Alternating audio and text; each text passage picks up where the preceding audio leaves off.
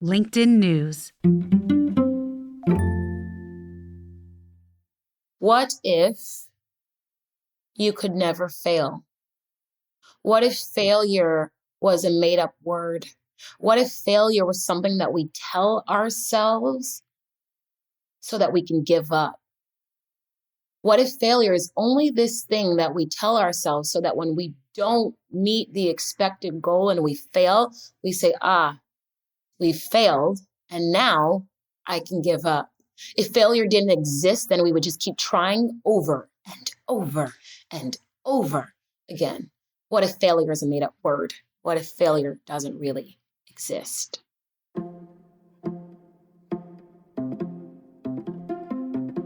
Hey everyone, from LinkedIn News, this is In the Arena, a podcast exploring human potential. I'm Leah Smart, and every week you'll find me right here in conversation with bright minds and brave hearts, learning how we can improve our lives and our world by transforming ourselves. All right, y'all. So you know when you see an amazing movie and you are so excited for your friends to go see it, like you just cannot wait? That's how I feel about this conversation with Tunde Oyeneyin. I am a latecomer to Peloton, so I got to the party late last year, but I had already heard that Tunde was the instructor to take a class with. And from my first ride, I was hooked. I woke up and rode with Tunde most mornings for about 4 months in a row. And I started to figure out why I kept coming back, and my other people did too. It's because you don't leave a Tunde ride without feeling fired up and purposeful. And then I heard her story, and it spoke to me in a real way. Tunde is authentic, relatable, and deeply inspiring. And for me, it's easy to differentiate between someone peddling temporary pop happiness and someone who embodies the full spectrum of what it means to show up as a human with all of our joys and our struggles. Plus, she's asking the kinds of questions I love, like her opening one. What if failure didn't exist? Here's Tunde. What works best for me is being me. Everybody else is playing the role of everybody else that already exists. The only role that I can play and the role that I play best is myself. I think that the difficult part is being okay with self and then pushing self forward.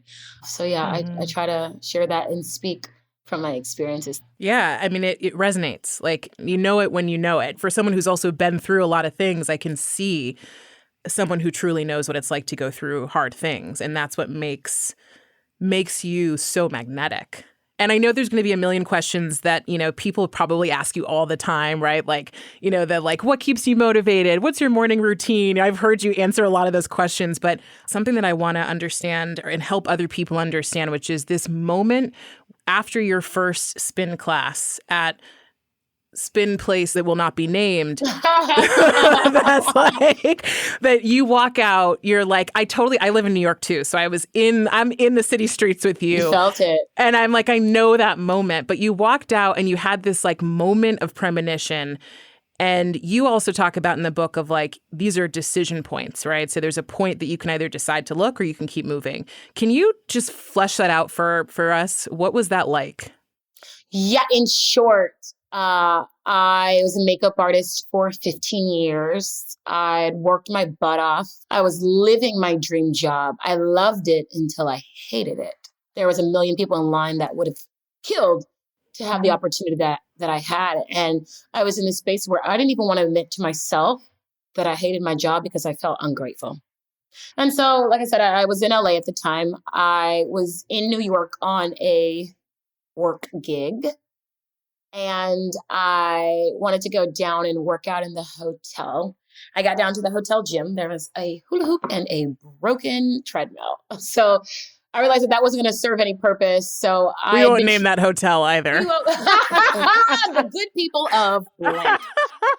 So I decided that no good is going to come of that workout. I had been hearing Kelly Ripa talk about how there was this studio that she was going to, that she loved. Mind you, I had never been to a cycling studio ever. So I wanted to, see what all the hype was about. So I went, paid way too much money to be there. That's what I thought, that's how I felt. clipped in, water bottle towel, $40 deep, sitting there thinking to myself, my God, what have I just done? If I walk out and ask for a refund, will anybody notice? Is it too late? I'm too embarrassed to leave. So I sit and I stick it through. 3 minutes into the ride, I'm in a state of euphoria. I unclip from the bike. I'm walking out of the studio, headed back to the hotel. And I notice that my walk has turned into a skip. And then my skip has turned into like this kind of like hop gallop thing. And I'm laughing and I'm crying at the same time. And in a matter of seconds, I felt this blue wave of energy move from my toes to my fingertips. In a matter of 5 seconds, it was like I saw my life's trajectory pass before me. It was almost as if somebody whispered and said, hey, come here, and showed me what was going to happen. And I want to reiterate, this was my very first cycling class. After my first cycling class, I knew that I'd be cycling forever. Not only did I know that I would be cycling forever, I knew that I'd be teaching it. And not only did I know that I'd be teaching it, Leah, I also knew that I would be teaching it on the world's biggest platform, and that I would be able to interface, connect with millions of people. I didn't even know what Peloton was. My vision, however, was certain. And so I get back to LA, imposter syndrome sets in. I don't look like an instructor. How would I motivate people? All of that set in. I tell the story about me being in a space where I hated my job to say that I was so uncertain during that time. There was so much doubt during that time. I think that the beauty of uncertainty is infinite possibility. When you don't know what's next, you don't know what's next. And thus, anything can be next. When you think you know what's next, you're only looking for opportunities that are in line with the plan. My plan in that moment was I didn't have a plan. And when this blue light, this experience came, I was open to receiving it. Had I not been in the space of uncertainty and doubt, I would have just said, girl, it was a daydream. Girl, you're dehydrated. This is a hallucination, Tunde. But rather, I believed what I saw. It was a gut thing. It was an intuition thing. Doubt does not feel good. Doubt is so freaking scary. It feels horrible. The beauty in doubt is if you are able to surrender to it, you realize that it was your body trying to signal a course correction. When doubt enters, whether it's a relationship that you're in, that you're doubting, a romantic relationship, maybe it's a job like where I was that I was doubting. Maybe it's a friendship, a soul-sucking friendship that you are doubting. When doubt enters, it's the body's way of saying shift is in order. It's time. So doubt was there. I trusted my gut. It got me from where I was to exactly where I wanted to be this moment. You know what I think is so good about you sharing your story and the way that you added in doubt and you continue to talk about uncertainty is I think, and I used to make this up, that like when you would have that gut experience, it's like, okay, you trust your gut and then you live happily ever after. And what I quickly learned was like, no, you live more meaningfully ever after, right? You live more purposefully ever after, but you're not necessarily on some journey that will never have a challenge, a road bump, a like, get off this path, get on a new one, painful moments. It's not really about that. And so you talk about your gut being an internal compass, which is how I think about it too. It's like, it's only guiding me in the direction. It's not telling me the ending. Yeah, I think that when people think about success, they think it's this linear line. It's a line that goes straight up, up, up. You win, and then you keep winning, and then you keep winning, and everything's happening, everything's great. And then you hit the top. The truth is, we all know and experience is that there are dips, there are valleys, there are highs, and there are lows. My belief is that everything that is happening for me. Nothing's happening to me. when things are not going my way, they're actually going my way. It's this belief of it's all happening in my favor. For you. For me, for you, for us. What are the moments when you haven't trusted your gut? I don't know that I can recall a moment right now, but I know how it's made me feel. I know that when I don't trust my gut, it's those moments where you're like, oh, I knew I shouldn't have. I mean, something as basic as I knew I shouldn't have wore that color on camera. And then I see my class, I'm like, damn, that like I did that. green is boring on me, right? Just forest green does nothing for me. But yeah, those just the moments where you're like, I knew I shouldn't have. Or you go out that night and something in you is telling you not to go out. Those are the nights that I like lost my phone or my wallet or something, or it's that little inner voice. You know, in the book, I refer to it as the drum, this drum beat that I follow, this pulse that I follow. It's intuition. It's the universe. We all have that thing. We just learn to get really, really good at silencing the inner voice that steers us. We allow fear to steer. Our inner voice is intended, it's a compass. It's there to steer us. But somewhere between then and now in our lives, then being childhood and now adulting, we get really, really, really good at quieting that voice. I think that a life well lived is a life that is lived in purpose, on purpose, and of great purpose. I define power as the ability to connect to things that make you feel alive. When you're doing that thing that you do, that sets your whole body into motion, when you feel that tingly thing. Leah, maybe for you, it's when you're in this podcast seat with the mic and the headphones and you feel so connected to your energy, that inner thing. I think that's what power is. And so I speak to that as the drum. When I feel most alive, it's the moments when I'm walking towards the drum beat, even if I shake as I walk to find it. It's the moments where I'm walking towards the drum beat. I can remember when I first started connecting to my own intuition, and then I would ask people about it, and I realized like my language isn't their language. And so what's their language? Like, how do I help them identify their drum or like the hunch or, you know, their intuition or just the feeling that you get or that small, quiet voice? And so I love that you offer this concept of the drum because it's yours. And you're illuminating this part in the book that was like, I was like, oh yeah, this is it. You said, here's the thing about your calling. It doesn't come with instructions. So it's like getting into a car with a destination, but no map. And essentially you say, just start driving. And I was like, oh, that's exactly what it is. Yeah, just move, just go. And I want to touch on something you just said, Leah, saying like, how do you find the space to help someone else navigate towards the drum beat? I think that when we show up as ourselves, it gives license to someone else to show up as their selves. And when they show up as their self, you can hear the drum beat. It rings louder. I think that authenticity is the intersection of truth and trust. When you trust yourself enough to show up in your truth, as your truth, other people see that. And that gives them license to do the same. And again, when they do the same, they connect to that hum. And then once you connect, baby, get in the car and just drive.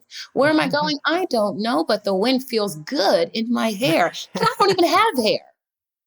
I don't even have hair. It's growing a little bit. It's growing a little bit. Okay, so your book is called Speak, and I think your Instagram live series inspired that name.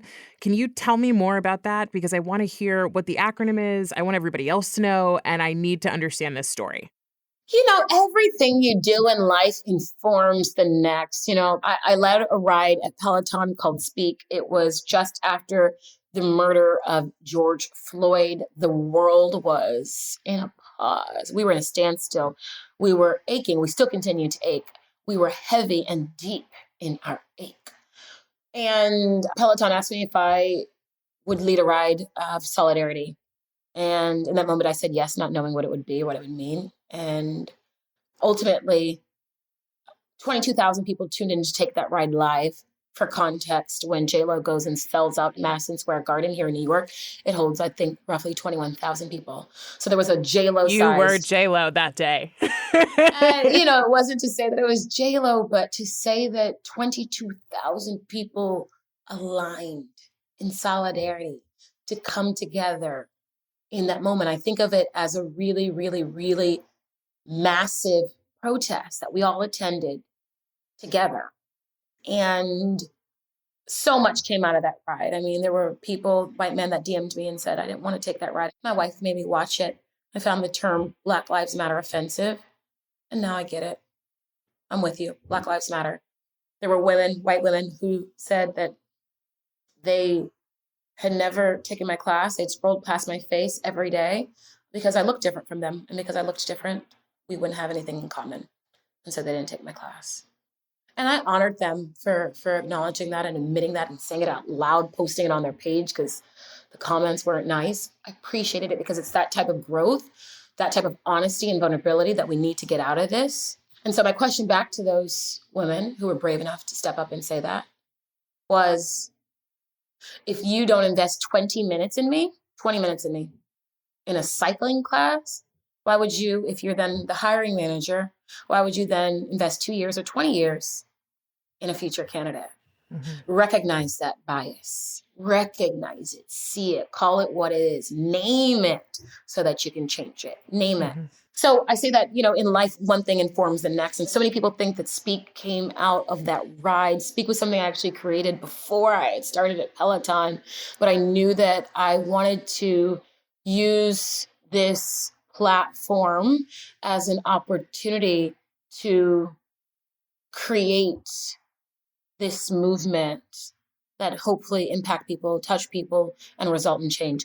Speak stands for surrender, power, empathy, authenticity, and knowledge. And so when I looked for people to have on the Instagram series, I looked for people that exuded those elements, the ability to surrender, people that own their power, people who led with empathy, people who were authentic, and then had all of the knowledge and all of the experiences to back it.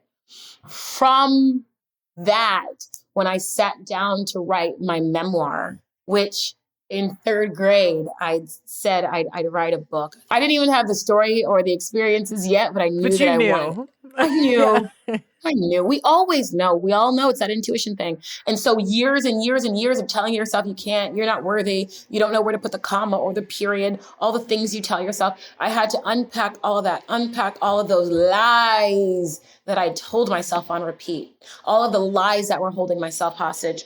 So once that unpacking happened, I sat down and I was thinking about the book and I thought about those 5 words as elements in my life. I realized that when I surrendered, it always results in change. I realized that when I discovered my power, again, that drumbeat, living in purpose, on purpose, of purpose, when I discovered how to tap into that, I found myself. I realized that when I could practice empathy with myself, it enabled me to practice it with other people. And then all of the knowledge and all of these experiences to back it. And so I knew that the book had to be Speak. The title of the book, Speak, Find Your Voice, Trust Your Gut, and get from where you are to where you want to be. Each experience informed the next. That's life. All right, we're going to take a short break. But let me just repeat what Tunde said. The beauty of uncertainty is when you don't know what's next, you don't know what's next. And thus anything is possible. When we get back, Tunde talks about not getting her dream job at Peloton. Yes, there was a plot twist. And why she believes everything happens exactly when it's supposed to happen.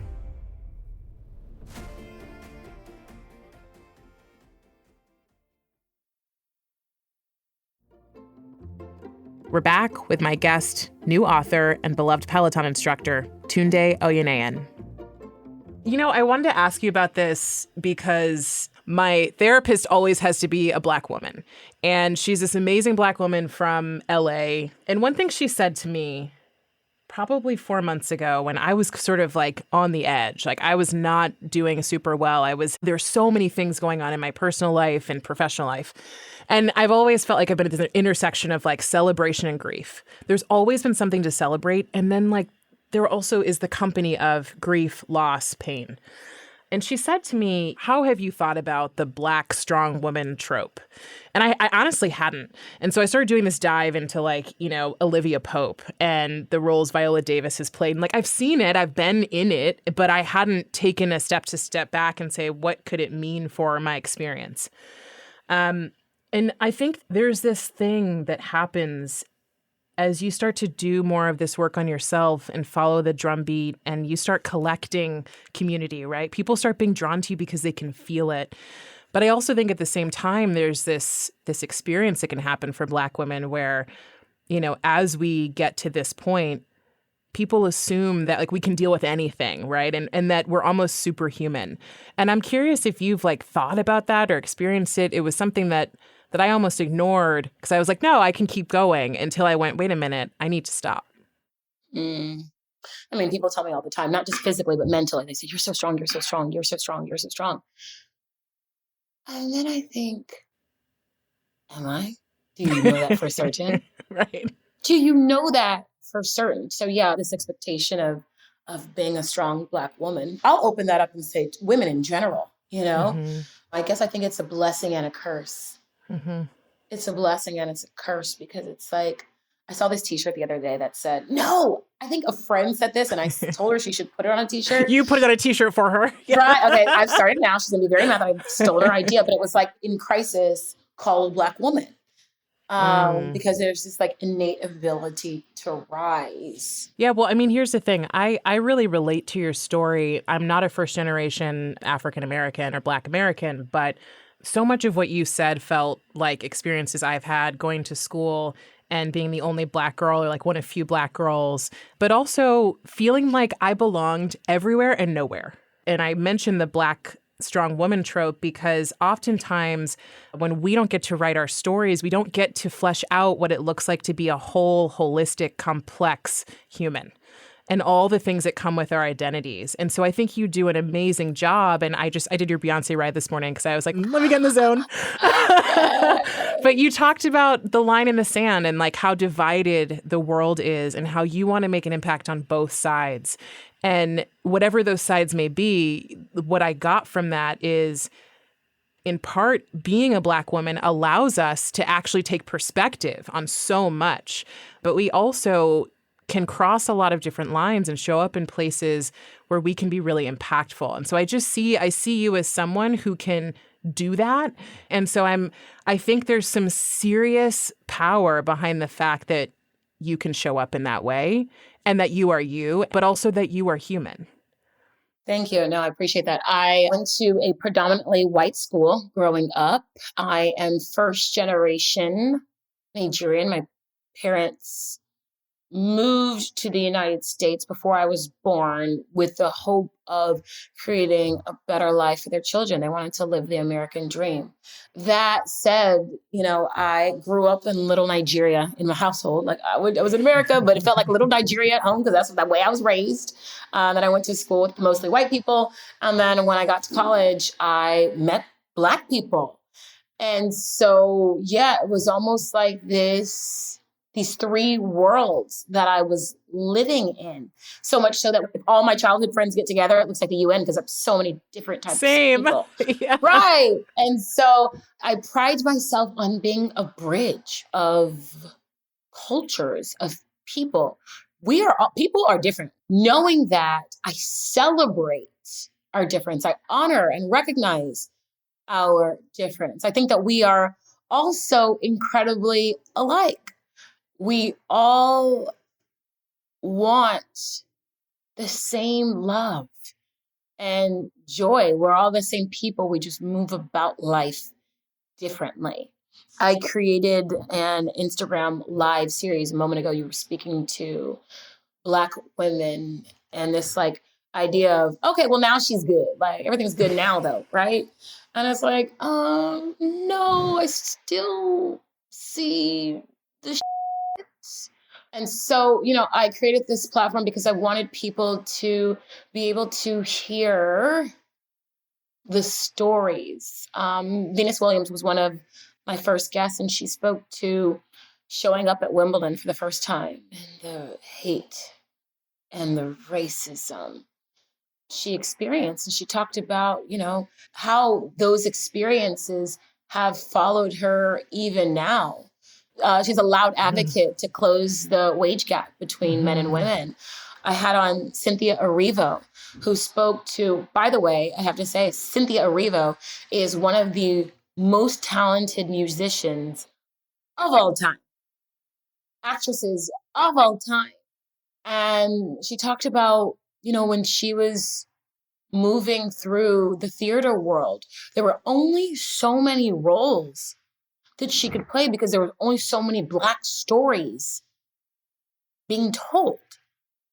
It's getting better, yes, but it's still so true now. There's so many stories of Black pain, but we don't often tell the stories not only of Black joy and resilience, but we often don't tell just the normal Black stories. There was no pain. There was nothing to fight. That they ended up winning. Just a story of a Black girl just doing her thing, going to school and going to work on a Tuesday.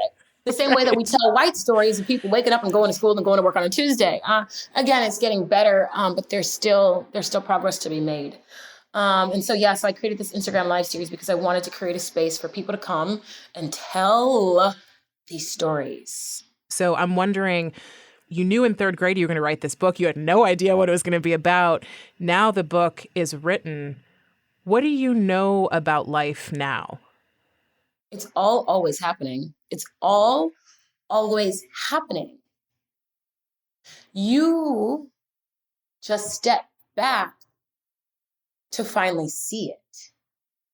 That's what I know about life.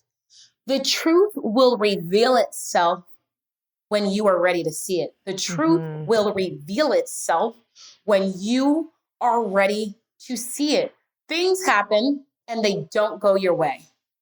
And then 3 years later, you step back and you look at the big picture and you say, thank God that didn't go my way. And then you realize it not going your way was actually going your way. I auditioned for Peloton. Cody Rigsby dropped a line in my DMs, told me to come audition. I went, I auditioned. He told me my audition was perfect. I left there. I floated. I said, I got this job. Mind you, I had that vision, right, that I was supposed to be doing this. And then soon after that vision happened, here Peloton is asking me to audition. I auditioned. I didn't get the job. After not getting that job, it wasn't just like, oh, you didn't get the job, you weren't good enough. It was your premonition, this vision that you had, this thing that you were most certain about, the most certain you've ever been about any one thing in your life. It was wrong. You saw it wrong. So it felt almost like a loss in my life. I lost my little brother when he was 19 years old. 3 years after I lost my little brother, I lost my dad. And 3 years after that, I lost my mom. I lost half of my family members in a matter of 6 years. This felt like another loss. That heavy. And so I went through a period of just darkness. And then I found my way out. I found light. I came back to that idea. Everything that's happening is not happening to me. It's all happening for me. I chanted that. I repeated that. And I laughed one day. I was on a hike with my friend Jade and we started laughing. And we laughed because she said, Tunde, if there's anything that I know about your life, everything works out for you. And so we laughed and we said, if it wasn't Peloton, well, then damn, baby, what's going to be better than that? Like what something is it? coming. And so, 8 months later, they called me back. They asked me if I'd be interested in coming back to New York to audition again. And I didn't skip a beat. I said yes. 2 weeks later, I lived in New York and I worked for the greatest connected fitness company globally. I was not supposed to get that job the first time around. I will repeat for anyone who says, what, they didn't hire her. I was not supposed to get that job the first time around. When I sit and I really look at it, I would not be in the space that I am in now if I had started sooner. I needed to start exactly when I did. It was divine timing. What did you do in the moment that you're like, I didn't get the job though? I had my pity party. It took a week. I did. Look, yeah, we all speak do. a lot about surrendering and having the ability to let go, the beauty of uncertainty, its infinite possibility, let go of control, right? Yes, that happened. But first, I had my pity party. Mm-hmm. I allowed myself to feel it. You have to feel it. Everybody has their process. Now, with that being said, I don't allow myself to stay there too long because then it just moves into this state of depression and like extreme. I was going to say, did somebody call you and say, all right, you're done? No, I have really, really, really, really, really good people around me. Yeah. In that moment, Jade was one of them. That hike we went on that day, that aha hike. Robin Arzon, my teammate, says, you've made it through 100% of your bad days. The day that I got the email that I didn't get the job, that was a bad day. Mm-hmm. And data has shown me in life that I make it through bad days. Mm-hmm. So I knew that I'd be okay. Number one, let's just pause on that. Data shows me that I've made it through hard days, right? Mm-hmm. So I know I'm going to be okay. Yeah. Your story to me, your book, Where I'm Finding You Now, is the process of a woman becoming. Like, I really do believe, I'm stealing from Michelle Obama, we are all becoming, right? So, you know, I'm finding you today as myself a podcast host. I'm finding you as a Peloton instructor. In this vein of, if not happily ever after, then what? Who are you becoming? What does it look like for you to continue to become? I don't know. And I am so good with that. Going back to data proves that when I don't know what's next, anything is next. And I'm open to what's next. I know this for certain. I know that my life's mission is to speak. Mm-hmm. I know that I enjoy gifting people with confidence. I used to say that I want to be the next Oprah. I don't say that anymore. God bless the Queen. I don't say that anymore. I mean, that's a thing to say. Hey, I'm with that. You know, now I say, I want to be the first Tunde. All of that to say, I'm passionate about helping people. I would love to one day host a show that I use Oprah as the example because I think what the Oprah Winfrey show did is move people into the best version of themselves. My hope is that that's what happens after reading the book, that you, the reader, takes my experiences, my stories of loss and joy and triumph and missed opportunities and resilience. They take that and it moves them to turn a page and start to write the next chapter in their lives. And anything that I do beyond this point, again, I don't know what's coming. I'm open to what's coming, excited for what's coming. What I do know is that it will be a source of connectivity and good for all people. Well, I want you to know you're already doing that. The book is another way to do it, but it's already done. It's already been brought in. It's already been brought in. All right, Tunde, before we go, I'm going to have you answer these 3 big questions. Better humans are? Humans that go at it together. Better work is? Work that fuels the soul. And a better world has? A better world has included everybody. That was Tunde Oyeneyin, Peloton instructor and author of the new memoir, Speak. Find your voice, trust your gut, and get from where you are to where you want to be. I absolutely adored her already, and I loved our conversation. If you can, get in a ride with her ASAP so you can see what a gift she is. And one big thing before we go, the drumbeat. Your inner guidance, the voice, whatever you call it, you have it. We were just taught that our brains are more reliable than that voice. But from experience and many stories that defy logic, I don't think that's always true. Every single time I've listened to my inner guidance and combined it with my mind, things seem to just come together. But the important lesson isn't just the magic of finally listening to the drumbeat. It's the understanding that just because you follow it doesn't mean life will be happily ever after. You'll stop trusting that drum if you think that's the point. Following the drumbeat means you're going in the direction of what's best for you and your growth. And if we're all honest with ourselves, that's really what life is about: growing, learning, and loving. If today's episode resonated with you, leave us a rating before you go. And even more helpful, write a quick review. It helps other listeners like you find the show and grow with our community.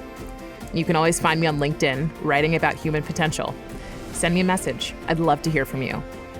In the Arena is a production of LinkedIn News. The show is produced by Michelle O'Brien. Joe DeGiorgi mixed our show. Florencia Eriando is head of original audio and video. Dave Pond is head of news production. Dan Roth is the editor-in-chief of LinkedIn. And I'm Leah Smart. Thanks so much for coming on the journey with me, and I'll see you next week.